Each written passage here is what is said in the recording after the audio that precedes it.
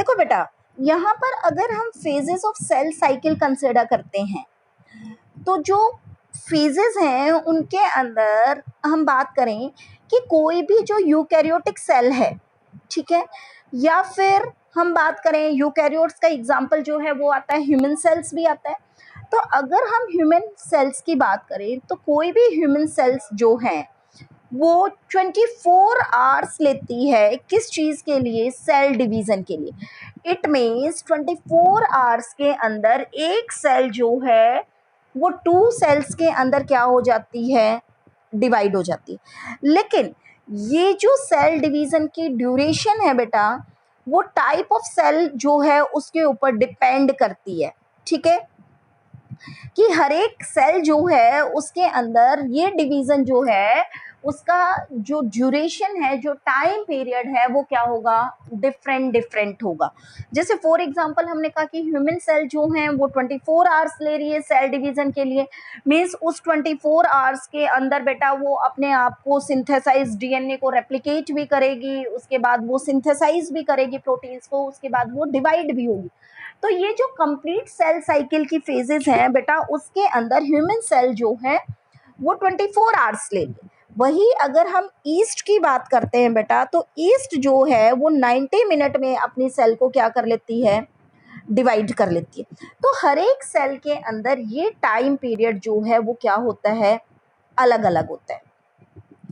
अब हमारी ये जो सेल साइकिल है कंप्लीट, जो हमने कहा कि सेल साइकिल है, इस सेल साइकिल को बेटा हम डिवाइड करते हैं सेल साइकिल को, कि ये जो सेल साइकिल है इसके अंदर हम 2 फेजेस लेते हैं। वो 2 फेजेस जो हैं वो कौन कौन सी हैं बेटा, वन इज इंटरफेज, एक जो है वो क्या आती है बेटा, इंटरफेज आती है, एंड सेकेंड वन जो है वो क्या आती है, डिवीज़न फेज आती है, ठीक है। फर्स्ट फेज जो है वो हमने कहा कौन सी है, इंटरफेज है, ठीक है। सेकेंड हमने कहा कौन सी है, डिवीज़न फेज है, ठीक है।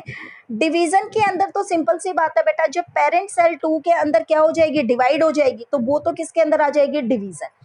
अब ये जो इंटरफेज है, इंटरफेज के अंदर सेल जो है बेटा वो अपने आप को क्या करती है, प्रिपेयर करती है डिवीज़न के लिए, ठीक है। जो डिवीज़न के लिए प्रिपरेशन होगी उसके अंदर वो क्या करेगी, अपने जेनेटिक मटेरियल को डबल भी करेगी, उसके साथ वो क्या है, जो प्रोटीन्स रिक्वायर्ड है उन प्रोटीन्स का क्या करेगी, सिंथेसिस भी करेगी। तो वो सारी चीज़ें जो हैं, it means preparation for cell division. Cell division के लिए जो प्रिपरेशंस होंगी वो किसके अंदर आती हैं, इंटरफेज के अंदर आती हैं। और जब वो कंप्लीटली डिवाइड हो जाती है, तो डिवाइड होने के बाद, डिवाइड होने के मीन्स प्रिपरेशंस कंप्लीट हो जाती हैं, तो जब वो डॉटर सेल्स के अंदर डिवाइड होंगी तो उस फेज को हम क्या कहते हैं, डिवीज़न फेज कहते हैं, ठीक है। तो इसी के बेसिस पे बेटा एक साइकिल है। सबसे फर्स्ट हम बात करते हैं इंटरफेज के अंदर, ठीक है। ये साइकिल आपको दिख रहा होगा। इंटरफेज जो है उसको बेटा हम 3 फेजेस के अंदर डिवाइड करते हैं बेसिकली। कौन कौन सी फेजेस है वो, वन इज G1 फेज, एक तो कौन सी है, G1 फेज है, सेकेंड है बेटा S फेज, एंड थर्ड है G2 फेज, ठीक है। ये जो फेजेस हैं दीज इंक्लूड्स इन इंटरफेज, ये किसके अंदर आती हैं, इंटरफेज के अंदर आती, जिसके अंदर सेल जो है वो अपने आप को क्या कर रही है, प्रिपेयर कर रही है for the cell division.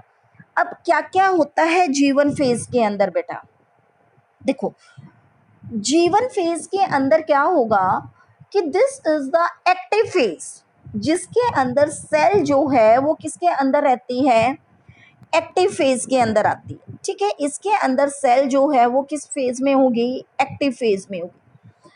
And during this phase, इस फेज के अंदर cell synthesise the proteins which are required for the duplication of genetic material.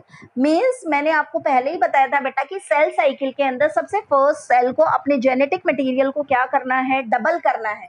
तो बेटा उस जेनेटिक मटेरियल को डबल करने के लिए जो जो प्रोटीन्स या जो जो सब्सटेंसेस चाहिए वो सब्सटेंसेस पहले क्या करने पड़ेंगे, प्रिपेयर करने पड़ेंगे। तो डीएनए को डबल करने के लिए जो भी सब्सटेंसेस रिक्वायर्ड हैं, these are formed in G1 phase. वे कौन सी फेज के अंदर होते हैं, G1 फेज के अंदर, ठीक है। अब G1 के अंदर वो क्या प्रोटीन्स या जो भी सब्सटेंसेस हैं बेटा जो कि डुप्लीकेशन के लिए क्या है, जरूरी हैं, वो क्या हो गए, सिंथेसाइज हो गए। उसके बाद सेकेंड फेज होती है एस को हम कहते हैं बेटा सिंथेसिस फेज। कौन सी फेज कहते हैं, सिंथेसिस। क्यों, क्योंकि इसके अंदर डीएनए जो है वो अपने नंबर को क्या करेगा, डबल करेगा। एस फेज और सिंथेसिस फेज के अंदर सेल का जो डीएनए है वो अपने नंबर को क्या कर लेता है, डबल कर लेता है। ये कौन सी फेज है, सिंथेसिस फेज। अब डीएनए या जेनेटिक मटेरियल जो है वो क्या हो गया है, डबल हो गया। डबल होने के बाद उसके बाद सेल जो है बेटा वो थर्ड फेज के अंदर एंटर करेगी, that is G2 phase. G2 phase वो फेज है जिसके अंदर सेल फिर से कंस्टिट्यूएंट्स को सिंथेसाइज करेगी, लेकिन कौन से कंस्टिट्यूएंट्स को, which are required for the, किसके लिए, डिवीजन। देखो हमने सबसे फर्स्ट कंप्लीट जो सेल साइकिल है बेटा उसको 2 फेजेस के अंदर डिवाइड किया था, one is interphase and second one is division phase. Division phase जो है जिसके अंदर सेल जो है वो क्या हो जाती है, डिवाइड हो जाती है। उसके लिए पहले की जो प्रिपरेशंस हैं वो होती हैं बेटा इंटरफेज में। उसमें पहले G1 फेज है, G1 फेज के अंदर सेल उन सब्सटेंसेस को सिंथेसाइज करेगी which are required for synthesis of DNA और we can say duplication of DNA. DNA का डबल होना मीन्स बेटा सिंथेसाइज होना। तो G1 फेज के अंदर वो सब्सटेंसेस फॉर्म होंगे जो कि डुप्लीकेशन के लिए क्या है, जरूरी है। सेकेंड फेज आती है एस फेज। एस फेज जो है वो कौन सी है बेटा, सिंथेसिस फेज है, जिसके अंदर डीएनए अपने जेनेटिक मटेरियल को क्या कर लेगा, डबल कर लेगा। वो कौन सी फेज हो जाएगी, सिंथेसिस फेज। थर्ड आता है बेटा G2 फेज। G2 फेज कौन सी फेज है, जिसके अंदर सेल फिर से कंपोनेंट्स को सिंथेसाइज करेगी, सब्सटेंसेस को सिंथेसाइज करेगी, लेकिन वो किस चीज के लिए जरूरी होंगे, which are required for the division, जो कि किसके लिए है, डिवीजन के लिए। ये सारी फेज जो हैं वो किसके अंदर आती हैं बेटा, इंटरफेज के अंदर आती हैं। और कोई भी सेल साइकिल जो है उस सेल साइकिल के अंदर जो ज्यादा टाइम लगता है वो किसके अंदर होता है, इंटरफेज के अंदर ही लगता है, क्योंकि वो प्रिपरेटरी फेज है। इंटरफेज को हम कहते हैं बेटा प्रिपरेटरी फेज। अब ये जो G1, S और G2 फेजेस हैं, सीक्वेंस यही रहेगा बेटा, पहले सेल G1 फेज को क्रॉस करेगी, फिर S फेज को क्रॉस करेगी, उसके बाद G2 फेज को क्रॉस करेगी। अब नेक्स्ट थिंग क्या है कि ये जो 3 फेजेस मैंने कही, इनके बीच में चेक पॉइंट होते हैं। क्या होते हैं, चेक पॉइंट। ये चेक पॉइंट 1 होता है, ये चेक पॉइंट 2 होता है। चेक पॉइंट का मतलब क्या है बेटा, कि ये G1 सेल, जो G1 फेज है वो जब कंपोनेंट्स को क्या कर रही है, सिंथेसाइज कर रही है, अगर वो कंप्लीट सिंथेसिस से पहले एस फेज में एंट्री लेना चाहती है तो ये चेक पॉइंट्स जो हैं उस सेल को G1 से एस फेज के अंदर एंटर नहीं होने देंगे जब तक कि जो भी सब्सटेंसेस सिंथेसिस के लिए रिक्वायर्ड हैं वो फॉर्म ना हो जाए। जब सेल सारे सब्सटेंसेस को फॉर्म कर लेगी उसके बाद ही this check point allows the cell to enter in the S phase.